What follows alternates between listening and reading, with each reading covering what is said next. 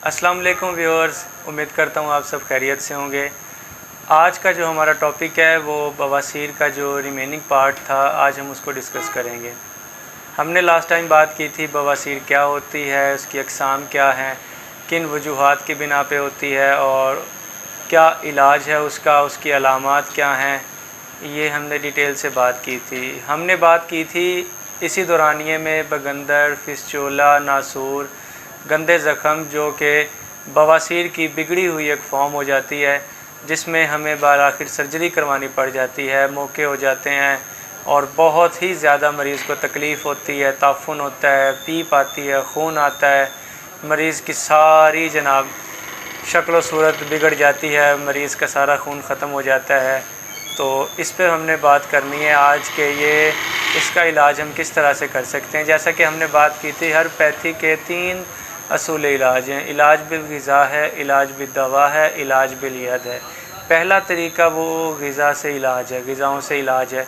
ग़िज़ाओं से इलाज के बाद दवाओं से इलाज है, दवाओं के बाद फिर सर्जरी का प्रोसेस आ जाता है। सर्जरी फ़ाइनल स्टेज होती है जब कोई ज़ख़म क्योर ना हो रहा हो, जब कोई चीज़ हमने जिस्म से जुदा करनी हो, तो उसके लिए हम सर्जरी का प्रोसेस अपनाते हैं।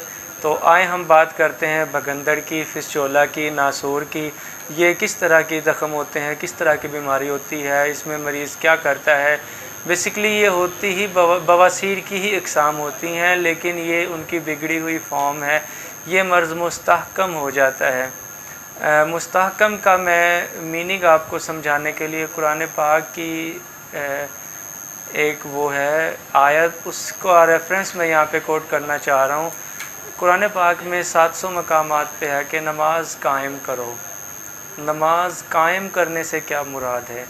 कायम करना मुराद ये है कि नमाज आप पढ़ते रहें, मुस्तकिल मिजाजी से पढ़ते रहें। जब आप मुस्तकिल मिजाजी से उसे पढ़ेंगे तो बालाखिर आपकी नमाज कायम हो जाएगी। यानी किसी भी काम को मुस्तकिल मिजाजी से, कंसिस्टेंसी से करना आपको जनाब परमानेंस की तरफ लेकर चला जाता है, आपको कामयाबी की तरफ लेकर चला जाता है, आपको जनाब कामयाब बना देता है।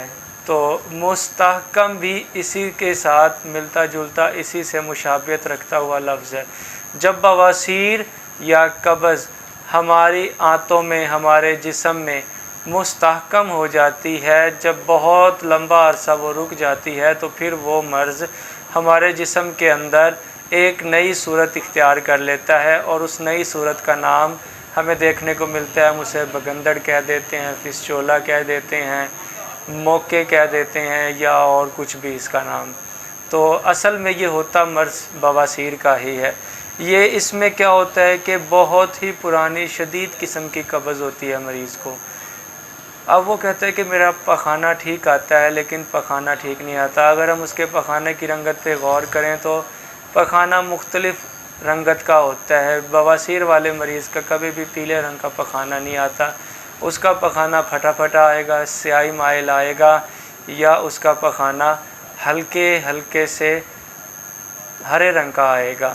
तो ये इस चीज़ पे दलालत देता है, पखाना खुल के नहीं आता और उसको फिर बार बार रफ़ा हाजत रहती है। वो कहता है कि मेरी तसल्ली नहीं हुई, मैं ठीक तरह से नहीं हो पाया। तो इसका मतलब अंदर गंदगी जमी हुई है। बड़ी आंत के दरमियान गंदगी जम जाती है, जिस तरह के गटर की नालियों में गंदगी जमा हो जाती है, गंदा मवाद जमा हो जाता है। अगरचे पानी चलता रहता है लेकिन गंदगी अंदर रहती है। इसी तरह से मर्ज़ अंदर रहता है, वो गंदगी अंदर रहती है। और बड़ी आंत के 72 पोर्स होते हैं, 72 मसामात होते हैं, वो उनको बंद कर देती है, गंदगी उनको ब्लॉक कर देती है, जिसकी वजह से बड़ी आंत का फेल सुस्त हो जाता है। उसमें एंजाइम्स और डाइजेस्टिव सिस्टम का जो एक अमल होता है वो स्लो हो जाता है। पखाना पड़ा रहता है, वो गल सड़ जाता है। गल सड़ने से वहाँ पे बहुत ही ज़्यादा ताफुन फैल जाता है। उसके बाद हम मसनूई तौर पे ऐसी चीज़ें इस्तेमाल करते हैं, आर्टिफिशियल तौर पे हम ऐसी चीज़ें इस्तेमाल करते हैं जो कि हमारे लिए नुकसानदेह होती हैं। अक्सर व बेशतर ये बात मुशाहिदे में आई है कि इस तरह के मरीज़ दही का इस्तेमाल बहुत ज़्यादा करते हैं। कहते हैं कि ये ठंडी है, हमें ठंडा रखती है। बज़ाहिर तो वो उन्हें ठंडा रखती है, अब ज़ाहिर है मर्ज़ मुस्तहकम हो गया है तो ये चीज़ें अब उनको नुकसान नहीं देती, उनको ان کی طبیعت میں کوئی تغیر نہیں پیدا کرتی، کوئی رد و بدل نہیں پیدا کرتی، جیسا کھاتے ہیں ویسا نکل جاتا ہے۔ بیماری اندر کھڑی ہے، مرض اندر مستحکم ہے اور وہ جناب اس کا کام کیے جا رہی ہے۔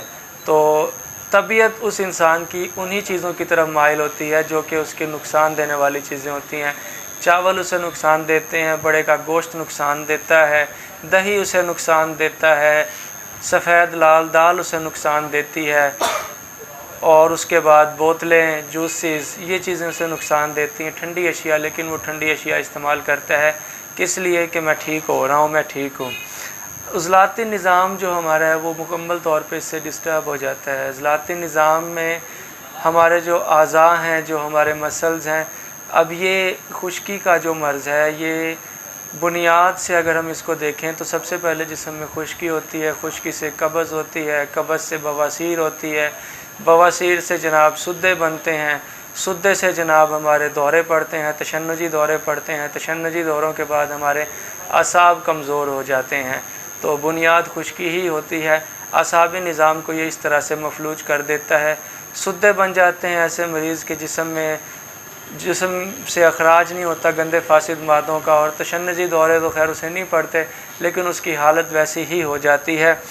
اور اس کے بعد اندر زخم ہوتے ہیں، بہت زیادہ موقع ہوتے ہیں، اور اندر سے خون اور دوسرا مواد جاری ہوتا ہے۔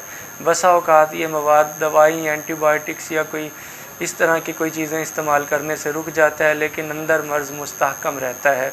اس کا جو علاج ہے، ہم اس کے علاج میں ہم دیکھتے ہیں کہ سب سے پہلے ہمیں، جیسا کہ ہم نے بواسیر میں بات کی، جیسا کہ ہم نے قبض میں بات کی، سب سے پہلے آنتوں کی خشکی اور سختی کو توڑا جائے، آنتوں میں نرمی اور ہلکی سی حرارت پیدا کی جائے، جس کے لیے بادام، رات کو 10 بادام بھگو کے رکھیں، صبح 10 بادام کھائیں، ساتھ میں 20 کشمش، پھر 1 کپ چائے میں 2 چمچ روغن بادام ڈال کے پئیں، بہترین قسم کا ناشتہ کریں۔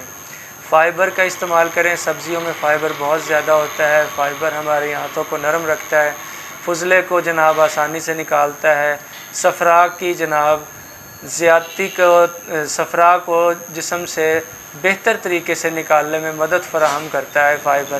ایسی ادویات دی جائیں جو جگر کو تقویت دیتی ہیں، جگر کی تقویت ملے گی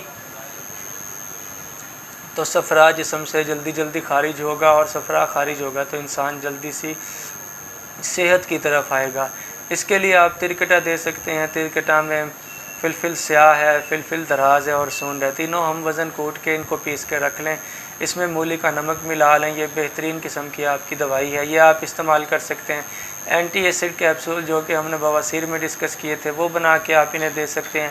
ریوند خطائی کا اس معاملے میں بہت اہم کردار ہے۔ ریوند خطائی آپ 1 چمچ صبح شام، 1 چمچ صبح 1 شام، اس کے ساتھ میٹھا سوڈا ملا کے آپ استعمال کر سکتے ہیں۔ میٹھا سوڈا کا پڑچھان کریں، ریوند خطائی 80 نمبر کی چھاننی سے موٹا موٹا چھان لیں، اسے آپ استعمال کریں، بہت اچھی دوائی ہے۔ قبض کشا آپ استعمال کریں، قبض کشا روزانہ کی بنیاد پہ، تاکہ ہماری بڑی آنت کی صفائی لازمی ہو جائے، اور جو 72 مسامات بند ہو چکے ہیں وہ 72 مسامات کھل جائیں۔ معدے اور آنتوں کی صفائی وہ قبض کے عمل میں ہی آ جاتا ہے، جب قبض کشا ہم دوا لیتے ہیں تو اس میں معدے کی بھی صفائی ہوتی ہے اور بڑی آنت کی بھی صفائی ہوتی ہے۔ اس کے بعد محلل اورام ادویات استعمال کرنی چاہیے، یعنی ایسی ادویات جن سے ورم تحلیل ہوں، کیونکہ یہ مرض ورم ہمارے جسم میں پیدا ہو جاتا ہے، جس کی وجہ سے یہ مرض پیدا ہوتا ہے۔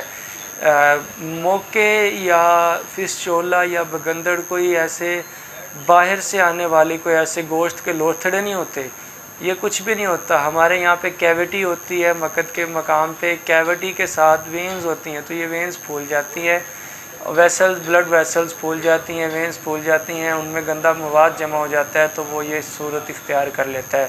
تو محلل اورام ادویات سے وہ جناب جو یہ پروسیس ہے اس ورم کو تحلیل کریں گی۔ پھر اس کے بعد ہمیں ایسی ادویات دینی چاہیے، ایسی چیزیں دینی چاہیے جو اس ورم کو لوٹائیں، یعنی اس ورم کو تحلیل کریں اور واپس اپنی اصل حالت کی طرف لے کر آئے۔ جس طرح سے اس میں سوہانجنے کا بہت بڑا کردار ہے، سوہانجنے کے جناب پتے، سوہانجنے کے جناب یہ بیج، اور اسی طرح سے سریش کا بہت بڑا کردار ہے۔ سریش کی 5 چیزیں آپ لے لیں، اس کی جڑیں لے لیں، اس کے پھول لے لیں، اس کی چھال لے لیں، اس کے پتے لے لیں، اس کے بیج لے لیں۔ یہ پانچوں اجزاء آپ کوٹ پیس کے شہد میں ملا کے رکھ لیں کہ 1 چمچ صبح شام۔ بہترین قسم کا یہ محلل ہے اور عام آپ کے لیے ہے، آپ اس کو جناب استعمال کریں صبح شام شہد کے ساتھ۔ یہ معدے کی بھی اصلاح رکھے گا اور یہ فسچولا، بھگندڑ، ناسور کے لیے بہت اعلیٰ درجے کی دوائی ہے۔ اور رسوت کا استعمال کر سکتے ہیں آپ، رسوت بہت اچھی ہے۔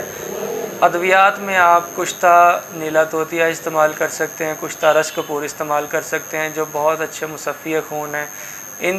ان دونوں امراض پہ وہ بہت زبردست کام کرتے ہیں اور حیرت انگیز نتائج کے حامل ہیں۔ اس کے علاوہ آپ اس میں کوڑتمے کا نمک استعمال کر سکتے ہیں، ہریڑ استعمال کر سکتے ہیں، اور حکیم صابر ملتانی رحمۃ اللہ علیہ کا نسخہ ہے ملین نمبر 4، جس کے 4 اجزاء ہیں: گندک آملہ سار ہے، بابچی ہے، اجوائن ہے، اور اس میں آپ رائی ملا سکتے ہیں یا تیز پاس ملا سکتے ہیں۔ تو یہ جناب اس کے 4 اجزاء ہیں، یہ آپ بنا کے استعمال کر سکتے ہیں، آپ کو یہ جناب بہت فائدہ دیں گی۔ سب سے پہلی بات یہ ہے کہ آپ اپنی غذاؤں میں اعتدال رکھیں، قبض نہ ہونے دیں، فائبر کا استعمال کریں، ٹھیک ہے، صحت کے اصولوں کو اپنائیں، متوازن اور معیاری غذا کا استعمال کریں۔ اس کے بعد آپ دواؤں کی طرف آئیں۔ اگر آپ کو یہ خدا نخواستہ مرض لاحق ہے تو آپ مستقل مزاجی سے اس کا علاج کریں، کم از کم 2 ماہ، 3 ماہ، 4 ماہ، تاکہ یہ مرض آپ کا ٹھیک ہو جائے، آپ کو سرجری نہ کروانی پڑے۔ امید کرتا ہوں کہ آپ کو یہ ویڈیو اچھی لگی ہوگی۔ اگر آپ کا اس ویڈیو سے متعلق، اس بیماری سے متعلق کوئی سوال ہے تو کمنٹ سیکشن میں ضرور مینشن کریں، تاکہ آنے والے ویڈیوز میں ہم اس کو ڈسکس کریں اور ڈیٹیل سے اس کا جواب دے سکیں۔ اگر آپ کو ویڈیو پسند آئی ہے، چینل کو لائک کریں، سبسکرائب کریں اور سب دوستوں سے شیئر کریں۔ اپنا خیال رکھیے گا۔ اللہ حافظ۔